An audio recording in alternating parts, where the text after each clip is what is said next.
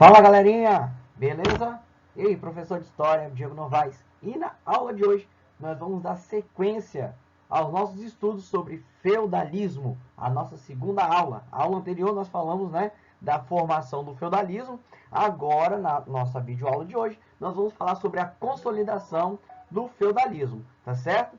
Então, se liga que nós temos muita informação, muita coisa legal para a gente ver nessa videoaula, tá certo? Antes, não se esqueça de deixar o seu like, o seu joinha e se inscrever no canal, tá certo? Então, bora nessa!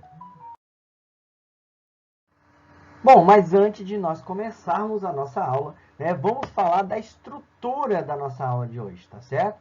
Que são as habilidades e competências de acordo com a BNCC, tá certo? Então, objeto de conhecimento: senhores e servos no mundo antigo e no medieval, escravidão e trabalho livre em diferentes temporalidades e espaços, Roma Antiga, Europa Medieval e África. O nosso assunto central aqui hoje é Europa Medieval, tá certo? Competências e habilidades: caracterizar e comparar as dinâmicas de abastecimento e as formas de organização do trabalho e da vida social em diferentes sociedades e períodos, com destaque para as relações entre senhores e servos, percebendo o papel da Igreja na organização da sociedade europeia medieval e a atuação da Inquisição. Beleza? Competência: compreender a historicidade no tempo e no espaço, relacionando acontecimentos e processos de transformação e manutenção das estruturas sociais, políticas, econômicas e culturais, bem como problematizar os significados das lógicas de organização cronológica, tá certo? Então, essa é a estrutura da nossa aula de hoje. Então, bora para a aula.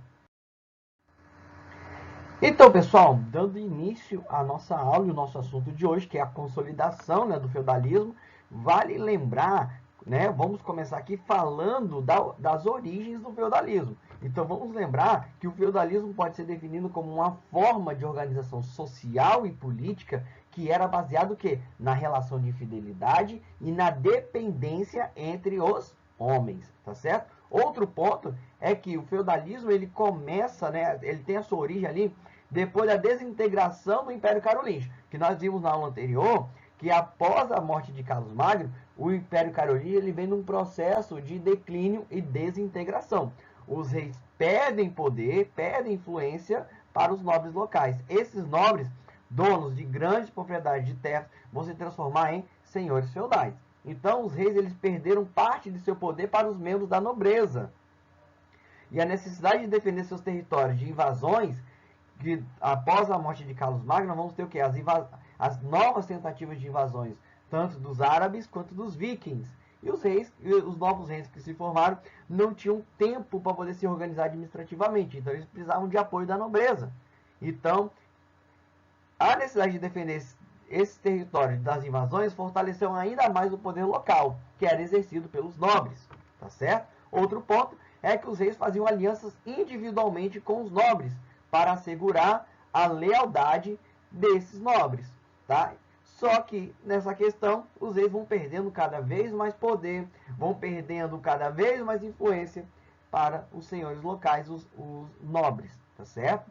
Então, fazendo com que esses reis passem a depender cada vez mais dos nobres desses locais. Então, o ponto importante é que o feudalismo ele marca o processo de descentralização política. Os reis perdem importância e quem vai fortalecer o seu poder, vai ser justamente os nobres. Os nobres vão sair fortalecidos politicamente.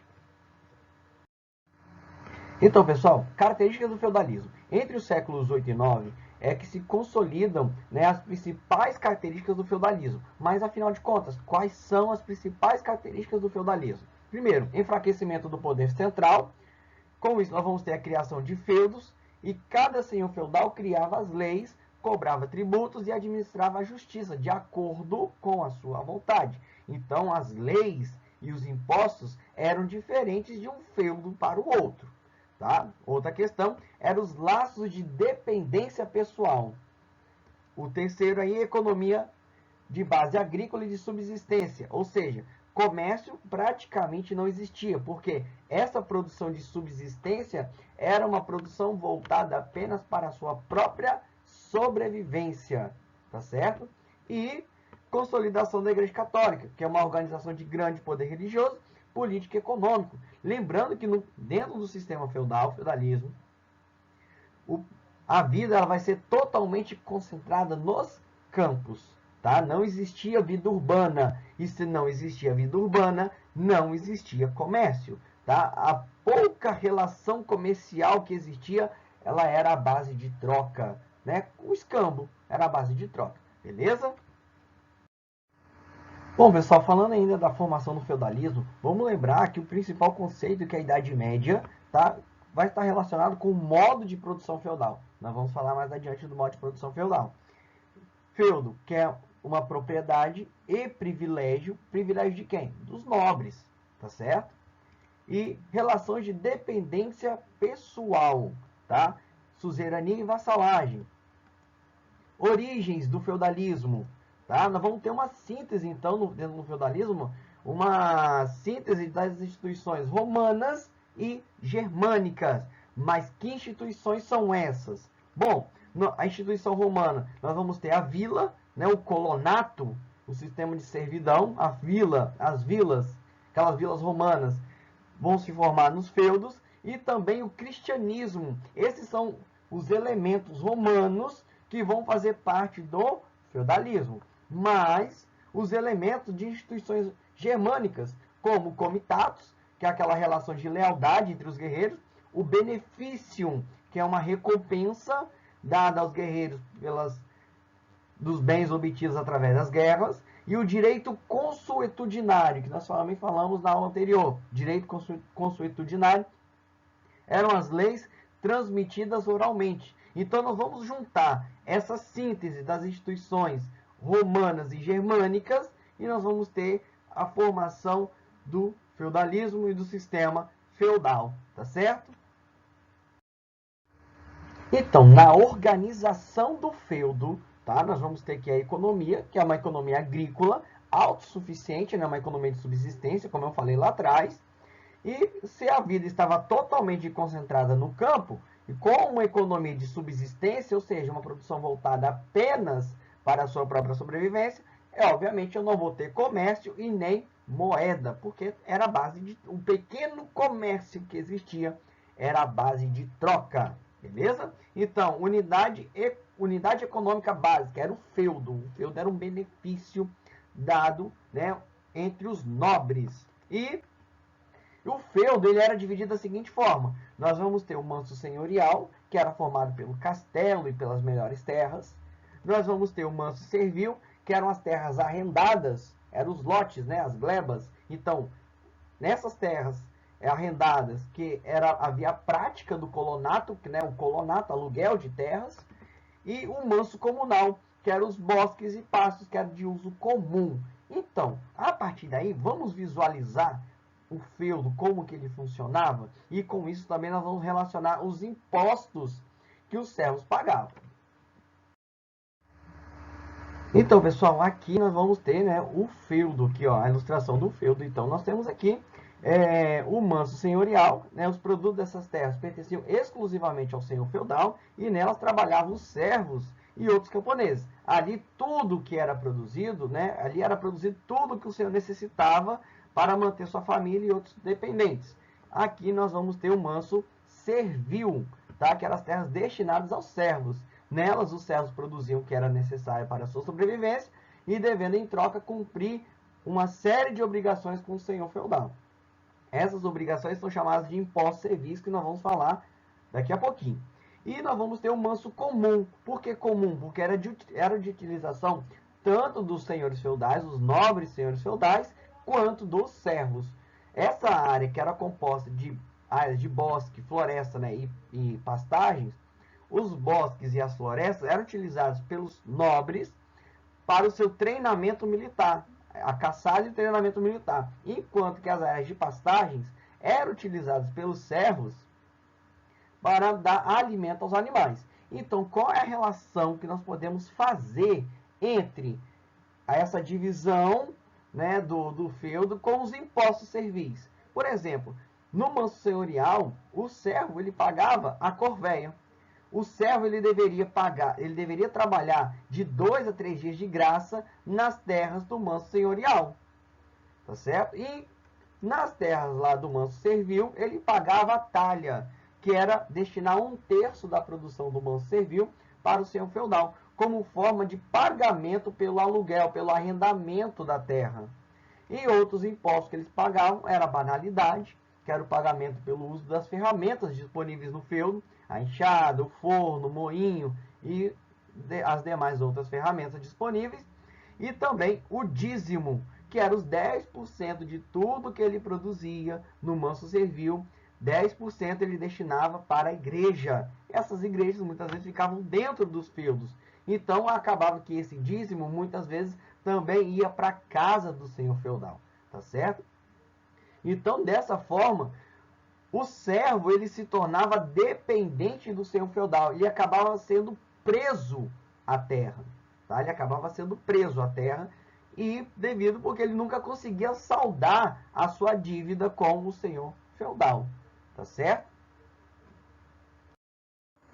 Então, pessoal, dando continuidade à nossa videoaula, vamos falar da organização da sociedade, tá, dentro do período feudal, tá certo? Dentro do sistema feudal.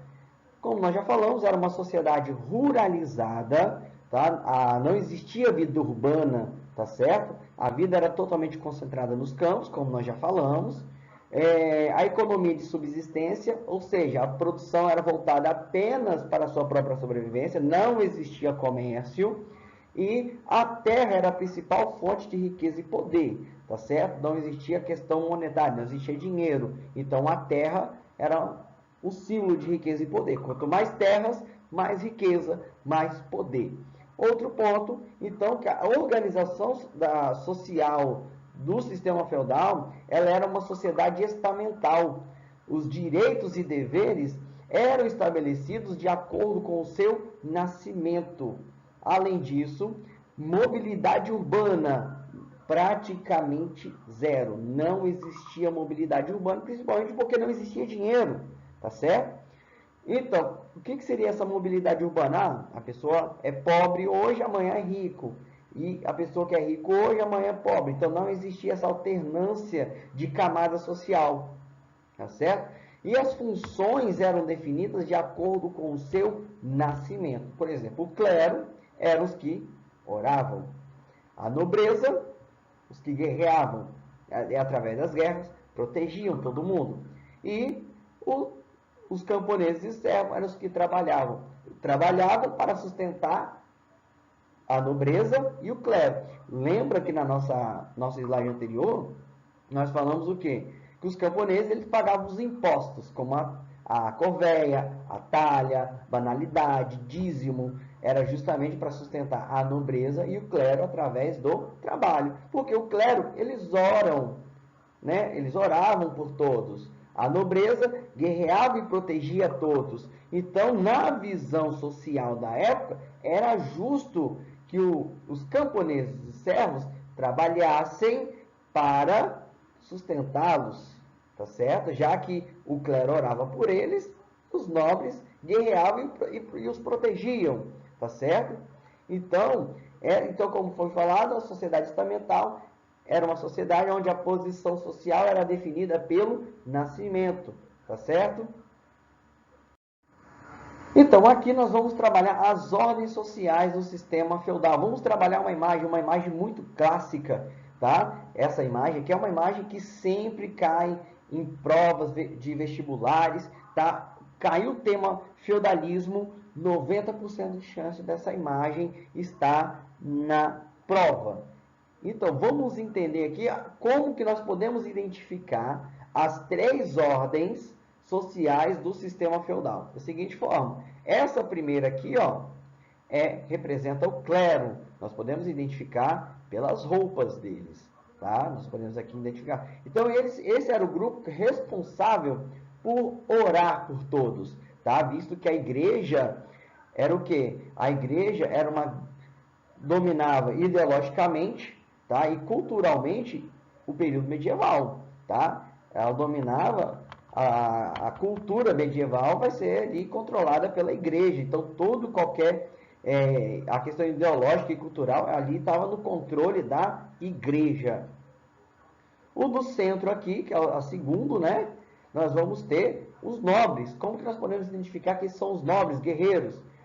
Podemos observar que eles estão, aqui na imagem, o nobre está com uma armadura, tá? Um escudo, um capacete. Então, pelas vestimentas, nós podemos identificar que esse segundo membro é um nobre. E o terceiro aqui, nós vamos ter os servos.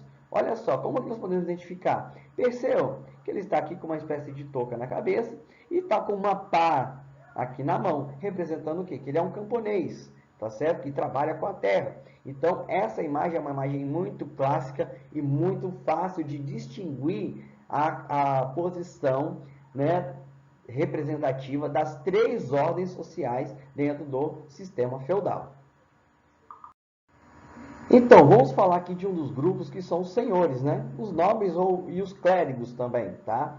Aqui, os nobres possuem a terra, têm poder militar e gozam de direitos senhoriais sobre a terra, e os camponeses cobram o imposto e também aplicam a justiça.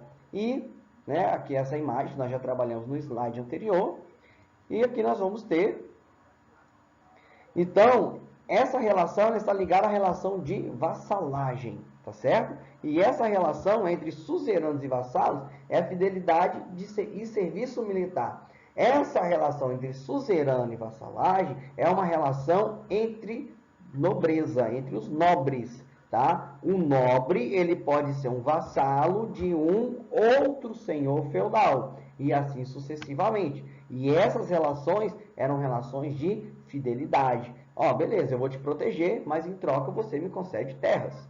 Então, ele vai fortalecendo cada vez mais um outro senhor feudal. E muitas vezes, esse juramento, ele era transmitido de pai para filho, tá certo? Então, essa relação entre suzerano e vassalo era uma relação entre nobreza, tá certo? Ah, um nobre precisou de ajuda, então ele vai pedir socorro a um outro senhor feudal. Tá certo, eu vou te ajudar, vou te fornecer proteção militar, mas em troca você vai me dar terras. Então, e vai fazer um juramento de fidelidade, tá certo? Então, nesse juramento de fidelidade, esse senhor feudal que pediu ajuda vai se transformar em um vassalo. Inclusive, reis, devido, né, como muitos reis perderam o seu poder nesse processo de descentralização política, muitos reis se transformaram em vassalos de senhores feudais. Por quê? Trocavam terras por proteção. Então, doava-se terras em troca de proteção. Beleza? Então, e agora os camponeses, né, que eram os servos e livres, tá? Trabalhavam na terra, estavam sujeitos a obrigações perante os seus senhores, como o pagamento de renda, corveias e banalidade, e o pagamento de impostos e multas, como nós falamos lá atrás também, tá certo? Dos impostos servis, a relação que acabava prendendo esses servos, esses camponeses à terra, porque eles não conseguiam saldar essa dívida com o senhor feudal. E, então, diante dessa questão, eles estavam sob a dependência dos senhores. Eles dependiam dos senhores feudais. Dependiam da proteção, dependiam da terra. Então, eles acabavam tendo uma dívida pela qual eles não conseguiam nunca saldar. Tá certo? Então, por quê?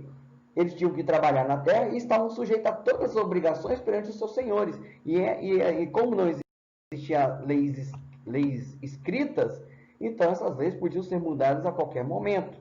Tá certo? Tinham que pagar pagamento de renda, as corveias e banalidades e o pagamento de impostos e multas também. Eles estavam sujeitos a todas essas questões.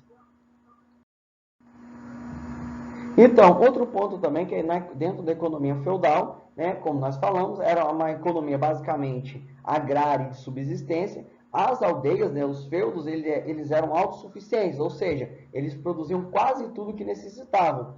No entanto, no modo geral, o comércio e o artesanato, eles não desapareceram. O comércio, apesar de que ele era muito escasso, ele era praticado através do escambo, através de uma troca, tá certo? o exemplo é a troca de um saco de trigo por carne. Já o artesanato, a maioria dos artesãos produziam seus produtos ali para consumo dos senhores feudais e, em muito menor escala, para os camponeses, os quais adquiriam também através do escambo. E vale também destacar que a partir do século XI vai se ampliar a produção artesanal com o avanço do comércio e também do uso do dinheiro. Isso aí nós vamos ver também na nossa próxima videoaula, que vai ser, né, as transformações do feudalismo. Aí nós vamos abordar com mais detalhes essa questão, tá certo? Então, né, na cultura medieval, nós vamos ter aí a questão da simplicidade, uma coisa mais rústica, tá certo? Sem luxo, os camponeses não tinham luxo, até porque também não tinha ascensão social, tá certo?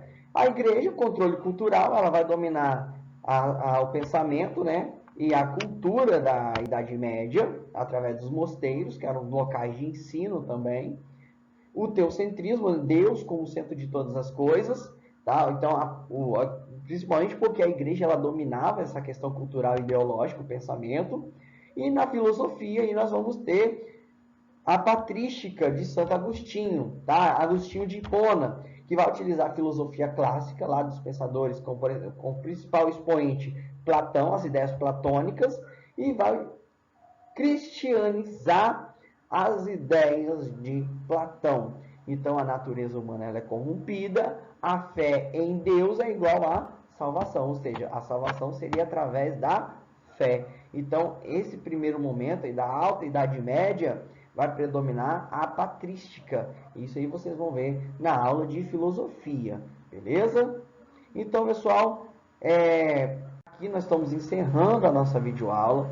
Espero que você tenha entendido o nosso conteúdo e que o conteúdo dessa videoaula ele possa ajudá-lo nos seus estudos, tá certo? Não se esqueça de deixar o seu like, o seu joinha aqui e também de se inscrever no canal, tá certo? Então, eu só quero agradecer pela atenção e até a próxima!